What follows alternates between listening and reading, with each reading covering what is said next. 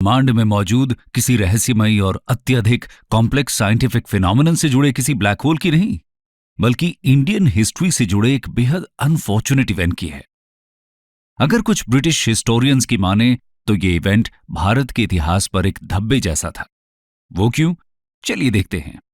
ये तो हम जानते ही हैं कि कैसे अंग्रेजों ने भारत पर लगभग 200 सालों तक राज किया और इस दौरान उन लोगों ने भारतवर्ष के लोगों को बुरी तरह बेहाल किया।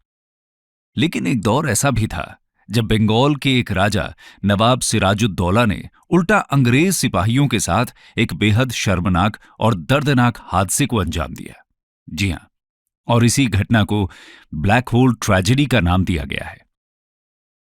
कहा जाता है कि इंग्लैंड के स्कूल का हर एक बच्चा भारत से जुड़ी कुछ और बात जानता हो या ना जानता हो, लेकिन ये 3 चीजें जरूर जानता है, जिसमें पहली थी ब्लैक होल ट्रेजेडी, दूसरी थी बैटल ऑफ प्लासी और तीसरी India's first war of independence यानी 1857 की क्रांति।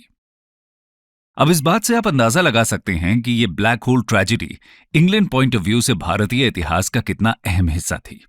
और तो और ये कहा जाता है कि भारत के इतिहास का रुख बदलने वाले बैटल ऑफ प्लासी को जन्म देने वाले इमीडिएट कारणों में यह ब्लैक होल ट्रेजेडी मुख्य रूप से शामिल थी।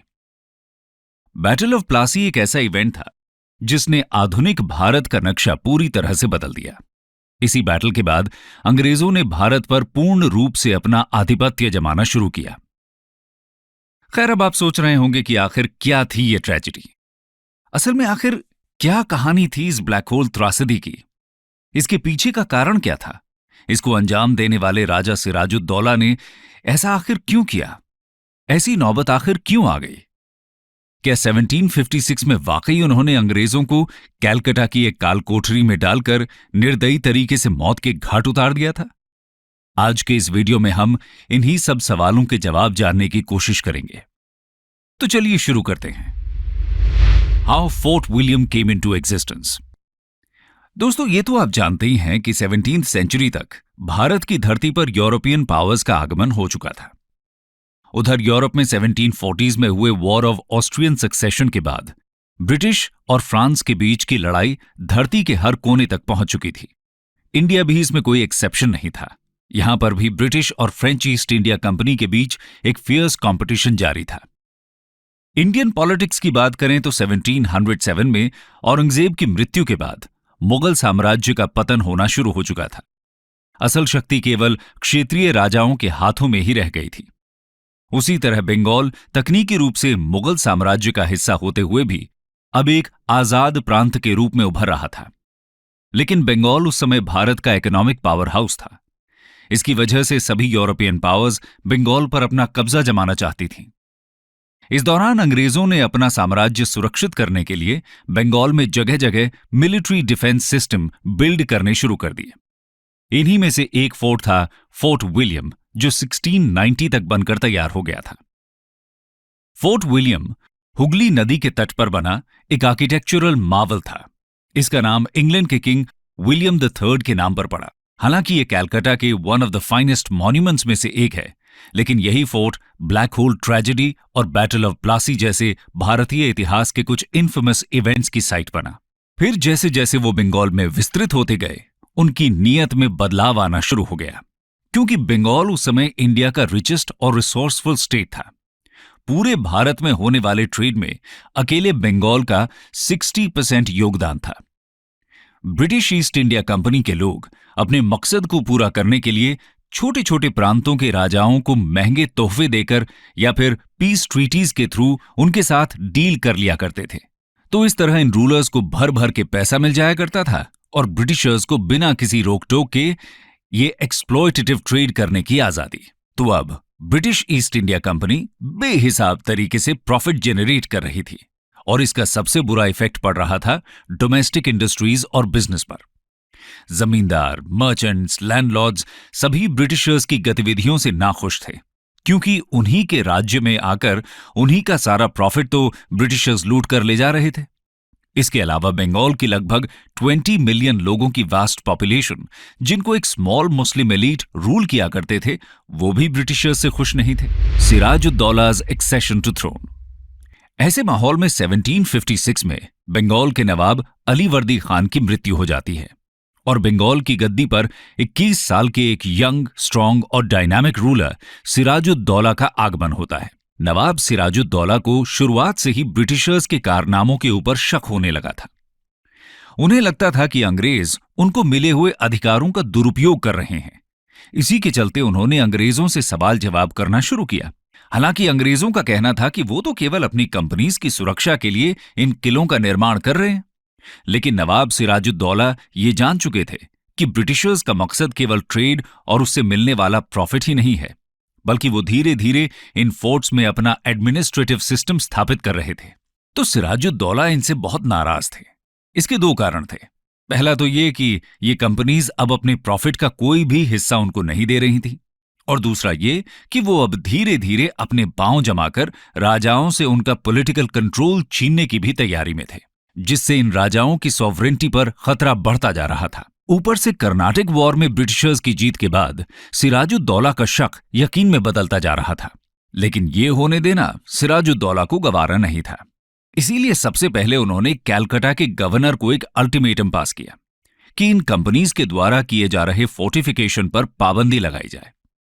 हालांकि French East India company Sirajuddaulah के आदेश मानकर रुक गई, लेकिन ब्रिटिशर्स ने यह बात नहीं मानी और अपनी किलेबंदी चालू रखी। बस फिर क्या था, सिराजुद्दौला इससे बहुत गुस्सा हुए और उन्होंने अब ब्रिटिशर्स को सबक सिखाने की ठानी। Events leading to the black hole tragedy. Britishers को सबक सिखाने के लिए सिराजुद्दौला ने अपनी सेना तैयार की और 16 जून 1756 को कैलकाटा पर हमला बोल दिया। कहा जाता है कि उनकी सेना में 50,000 से भी ज्यादा पैदल सैनिक, 500 हाथी और 50 तोपें शामिल थी, और ये ब्रिटिश ईस्ट इंडिया कंपनी की सेना को आसानी से कुचल सकती थी। खैर, 16 जून को नवाब अपनी सेना के साथ कैलकाटा पहुंचे और उन्होंने शहर को चारों तरफ से घेर लिया। जब अंग्रेजों को लगने लगा कि उनकी हार निश्चित है, तब गवर्नर जॉन डेरिक अपने कमांडर, काउंसिल के सभी सदस्यों, महिलाओं और बच्चों के साथ हुगली नदी पर खड़ी एक बोट में बैठकर बच निकले। उन्होंने जॉन हॉलवेल के नेतृत्व में अपने 170 सैनिकों की टुकड़ी को किले की रक्षा करने के लिए वहीं छोड़ दिया। 20 जून 1756 को सिराजुद्दौला की आर्मी ने फोर्ट विलियम की दीवारों को तोड़कर फोर्ट के अंदर हमला कर दिया। इसी को देखते हुए अंग्रेजों ने उनके आगे आत्मसमर्पण कर दिया। सिराजुद्दौला ने फोर्ट के बीचों बीच अपना दरबार लगाया। वहां उन्होंने 2 घोषणाएं की।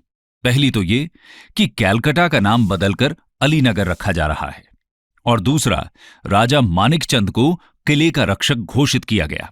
British war criminal J.Z. Holwell ने अपने एक article interesting events related to the province of Bengal में बाद में लिखा कि उस दिन उनके हाथ बांधकर उनको नवाब के सामने पेश किया गया। नवाब ने उनके हाथ खोलने का आदेश दिया और उनके साथ किसी भी तरह की बदसलूकी न किए जाने का वादा किया। साथ ही साथ उन्होंने अंग्रेजों के खिलाफ अपनी नाराजगी भी जताई। उसके बाद नवाब वहां से उठकर एक अंग्रेज के घर में आराम करने चले गए। नवाब के जाने के बाद उनके सैनिकों ने अंग्रेज कैदियों के साथ नियंत्रित लूटपाट करनी शुरू कर दी। हालांकि अब तक उन्होंने अंग्रेजों के साथ ज्यादा टॉर्चर नहीं किया, लेकिन शाम होते होते उनका व्यवहार बदल गया। असल में एक अंग्रेज कैदी ने शराब के नशे में अपनी पिस्टल से नवाब के एक सैनिक को मार दिया। जब इस बात की शिकायत नवाब के पास पहुंची तो वो बहुत गुस्सा हुए। इसके बाद नवाब के सलाहकारों ने उन्हें सलाह दी कि इतने सारे अंग्रेजी कैदियों को रात भर खुले में छोड़ना खतरनाक होगा, इसलिए उनको कैदियों को रखे जाने वाली कोठरी में डाल दिया जाना चाहिए। ये कोठरी फोर्ट विलियम के बेसमेंट में मौजूद थी। इसी कोठरी का नाम ब्लैक होल पड़ा। बस फिर क्या था, नवाब ने ऐसा ही करने का आदेश दिया। वहां मौजूद 170 कैदियों को बिना किसी चीज का लिहाज किए एक 18 बाय 14 फीट की कोठरी में डाल दिया गया। उसमें केवल 2 खिड़कियां थीं, और आपको जानकर हैरानी होगी कि ये कोठरी सिर्फ 3 या 4 कैदियों को रखने के लिए बनाई गई थी, लेकिन उस रात इसमें 170 कैदियों को ठूंस दिया गया। जून के महीने की वो रात शायद साल की सबसे गर्म और उमस भरी रात थी। ऐसे में बिना खाना, पानी और हवा के उस कोठरी में इतने सारे बंदियों को शाम 7 बजे से लेकर सुबह 6 बजे तक रखा गया। और आप अंदाजा लगा सकते हैं कि उस कोठरी के अंदर की हालत क्या रही होगी। कुछ हिस्टोरियंस बताते हैं कि जिन सैनिकों को इन कैदियों की निगरानी के लिए छोड़ा गया था, उनमें से किसी की हिम्मत भी नहीं हुई कि वो सो रहे नवाब को जाकर उठाएं और उनका हाल सुना पाएं। जब अगली सुबह सिराजुद्दौला को इस बारे में पता चला, तब उन्होंने उस कोठरी को खोलने का आदेश दिया। बताया जाता है कि जब उस ब्लैक होल का दरवाजा खोला गया, तब 170 कैदियों में से सिर्फ 23 कैदी ही बहुत बुरी हालत में जिंदा वापस आए। बाकी सभी कैदियों ने गर्मी में दम घुटने की वजह से अपना दम वहीं तोड़ दिया। जिस J.Z. हॉलवेल का कुछ देर पहले हमने जिक्र किया था, वो भी इस ब्लैक होल से बचकर वापस आने वाले 23 कैदियों में से एक थे। इसके बाद सभी मरे हुए कैदियों को वहीं पास में बिना किसी रस्म रिवाज के एक साथ दफना दिया गया और इसी इंसिडेंट को इतिहास में ब्लैक होल ट्रेजेडी के नाम से जाना गया। रियलिटी और मिथ। दोस्तों, यहां एक बात गौर करने वाली यह है कि इस पूरी ट्रेजेडी का हॉलवेल द्वारा दिया गया विवरण कई हिस्टोरियंस नकार चुके हैं। उनका मानना है कि असल में इन कैदियों की संख्या बहुत कम थी और मरने वाले कैदियों की संख्या तो उससे भी ज्यादा कम। कुछ हिस्टोरियंस कहते हैं कि हॉलवेल के विवरण में जिन लोगों को मरा हुआ दिखाया गया, वो असल में उस दिन नहीं मारे गए थे, बल्कि वो इस इवेंट के आगे पीछे हुई लड़ाइयों में मारे गए थे। तो हॉलवेल के अकाउंट्स में मरने वालों का विवरण पूरी तरह सच नहीं था, बल्कि बहुत बढ़ा चढ़ाकर बताया गया था। उस तरह एक और हिस्टोरियन विंसेंट ए स्मिथ ने अपनी किताब Oxford history of India from earlier times to the end of 1911 में लिखा है